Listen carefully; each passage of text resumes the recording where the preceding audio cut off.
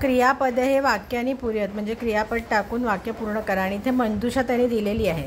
अहम पठामी. आता अहम एकवचन आहे आणि उत्तम पुरुष आहे म्हणून मी वहामह मधला पठामी आलं. त्वम. आता त्वम काय आहे? मध्यम पुरुष आणि हे एक वचन आहे. त्वम म्हणजे काय? एक वचन. मग आता इथे ह्याच्यामध्ये एक वचनामध्ये कुठला आहे? मध्यम पुरुषचं पठसी म्हणून इकडे काय येणार? त्वम पठसी. आता आवाम. आवाम काय आहे?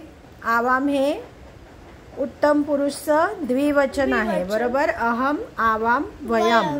मग आता इथे द्विवचनामध्ये कुठलं आहे? द्विवचनामध्ये उत्तम पुरुषमध्ये काय येतं? मी वह मह म्हणजे काय येणार? वह. मग वह कुठे? आता इथे गच्छावहा. मग काय येणार? आवाम गच्छावह. आता युयम. युयम काय आहे? युयम हे मध्यम पुरुषचं बहुवचन आहे. काय आहे? युयम बहुवचन.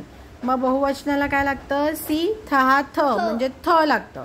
मग आता इथे थ कुठलं आहे? पश्य थ. मग काय येणार? हे युयम पश्य थ. अहम. आता परत काय आलं? अहम. अहम काय आलं? एक वचन आलं आणि एकवचन मध्ये मी लागतं म्हणजे काय येणार? अहम लिखामी. मग अहम लिखामी आलं. आता युवाम. युवाम काय आहे? परत द्विवचन आलं आणि मध्यम पुरुष. मग काय लागतं? थह. मग काय येणार? क्रीडतः. करेक्ट. वयम. वयम काय आहे सांग? वयम हे प्रथम पुरुषचं बहुवचन आहे. अहम आवाम वयम.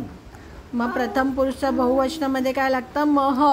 काय लागतं? मह. मग आता इथे मह काय आहे? धावा मह. मग हे लागणार धावा मह. परत एकदा आपलं हे टेबल पूर्ण पाठ पाहिजे तेव्हाच आपल्याला पटापट येईल. अहम आवाम वयम. माम आवान अस्मान. मम आवयोः अस्माकम. हे सगळे आहे उत्तम पुरुष. उत्तम पुरुष असेल तर धातूचं रूप लागतं मी वह मह. आणि त्वम युवाम युयम. त्वाम युवाम युष्मान. तव युवयोः युष्माकम. हे आहे मध्यम पुरुष. मध्यम पुरुष असलं की धातूचं रूप लागतं सी थह थ.